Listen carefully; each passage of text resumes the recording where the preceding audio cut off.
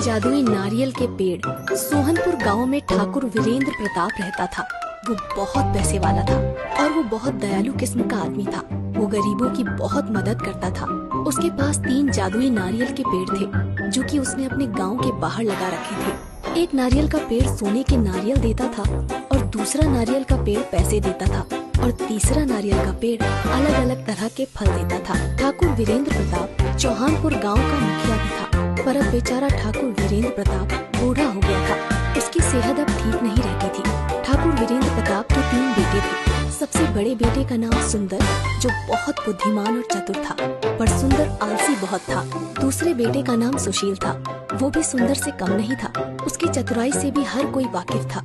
और सबसे छोटे बेटे का नाम सुलभ। सुलभ बहुत मासूम था और बुद्धिमान भी इतना नहीं था, पर सुलभ आलसी नहीं था। वो वीरेंद्र प्रताप की किसी भी बात को नहीं टालता था। ठाकुर वीरेंद्र प्रताप इसी चिंता में था कि आखिर वो उसका वारिस किसको बनाकर जाए। वो चाहता था कि वारिस वही बने जो उसके लायक हो, उसकी धन संपत्ति और 3 जादुई नारियल पेड़ों का सदुपयोग करे। एक दिन रात को वो विचार में मग्न था कि आखिर कैसे अच्छा वारिस ढूंढा जाए। अगली सुबह हुई और वीरेंद्र ने अपने तीनों पुत्रों को बुलाया और अपने बागीचे में लगे 3 जादुई नारियल के पेड़ों के पास ले गया और कहा, देखो बेटा, जैसा तुम्हें भी पता है कि आजकल मेरी सेहत कुछ अच्छी नहीं रहती, इसलिए मैं अपना वारिस ढूंढ रहा हूँ जो मेरी धन संपत्ति और इन 3 जादुई नारियल के पेड़ों का सदुपयोग करे।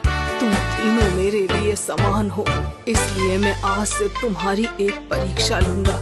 जो उस परीक्षा में सफल हो जाएगा वही मेरा वारिस बनेगा। वीरेंद्र प्रताप कहता है, मैं तुम तीनों को एक एक पेड़ दे रहा हूँ और एक एक इलाका दे रहा हूँ। तुम तीनों के पास 1 महीना है। तुम तीनों को 1 महीने तक इन पेड़ों का सदुपयोग करके इनसे जनता की भलाई करनी है। और जब तुम इन पेड़ों के पास जाकर कहोगे, सुन पेड़ भाई, कर लोगों की भलाई, तो ये अपने आप फल देने लगेगा। और इन पेड़ों का अगर दुरुपयोग हुआ तो ये पेड़ अपना अपना फल देना बंद कर देंगे।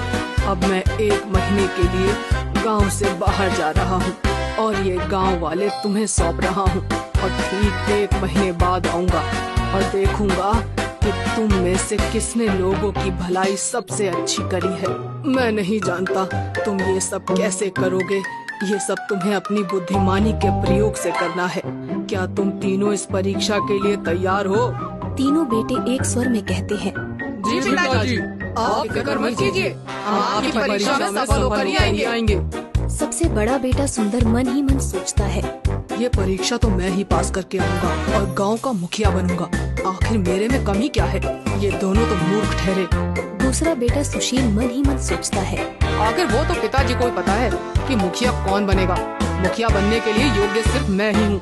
मैं सुंदर भैया से किसी काम में कम नहीं हूँ और सुलभ तो इस परीक्षा में कहीं है ही नहीं। सुलभ मन ही मन सोचता है, पिताजी ने ये परीक्षा रखवा कर अच्छा किया। चलो, हमें भी अब थोड़ा मदद करने का पुण्य मिलेगा। वीरेंद्र सिंह बड़े बेटे सुंदर को सोने के नारियल वाला पेड़ दे देता है और दूसरे बेटे सुशील को नारियल के पैसे वाला पेड़ दे देता है और सबसे छोटे बेटे सुलभ को तरह तरह के फल देने वाले नारियल का पेड़ दे देता है और कहता है, ठीक है बच्चों, अब मैं चलता हूँ। मेरा आशीर्वाद तुम तीनों के साथ है। ऐसा कहकर वीरेंद्र प्रताप गांव से निकल जाता है। अगली सुबह होती है। तीनों बेटे अपने अपने पेड़ के पास चले जाते हैं। सुंदर सोने के नारियल वाले पेड़ के पास जाता है और सोचने लगता है कि अब लोगों की भलाई मैं इससे कैसे करूं। वो पेड़ के पास जाता है और कहता है, सुन पेड़ भाई, कर लोगों की भलाई। इतने में ही पेड़ से सोने के नारियल निकलने लगते हैं। सुंदर उन नारियल को सुबह सोने की दुकानों पर बेच देता है, पर जैसे ही पैसे आते हैं वो सोचता है, मैं लोगों की भलाई तो बाद में ही कर सकता हूँ, अभी क्यों न ये पैसे मैं खुद पर खर्च कर लूं। ऐसा सोचकर वो उन पैसों से खुद के लिए शराब खरीद लेता है। वहीं दूसरा बेटा सुशील पैसे देने वाले नारियल के पेड़ के पास जाता है और कहता है, सुन पेड़ भाई, कर लोगों की भलाई। उसके पास भी बहुत सारे पैसे आ जाते हैं। सुशील उन पैसों को बांटने के बजाय उन पैसों को लोगों को उधार देने लग जाता है। वो मन ही मन सोचता है, आखिर मैं मदद कर ही तो रहा हूँ, यही तो लोगों की भलाई है। अब मैं पिताजी की तरह मूर्ख नहीं जो इन पैसों को ऐसे ही लुटा दूं। वहीं तीसरा बेटा सुलभ तरह तरह के फल देने वाले पेड़ के पास जाता है। वो सोचता है इस गांव में ऐसे बहुत से लोग हैं जो एक दिन का भोजन भी नहीं जुटा पाते हैं। उनको इसकी सबसे ज्यादा जरूरत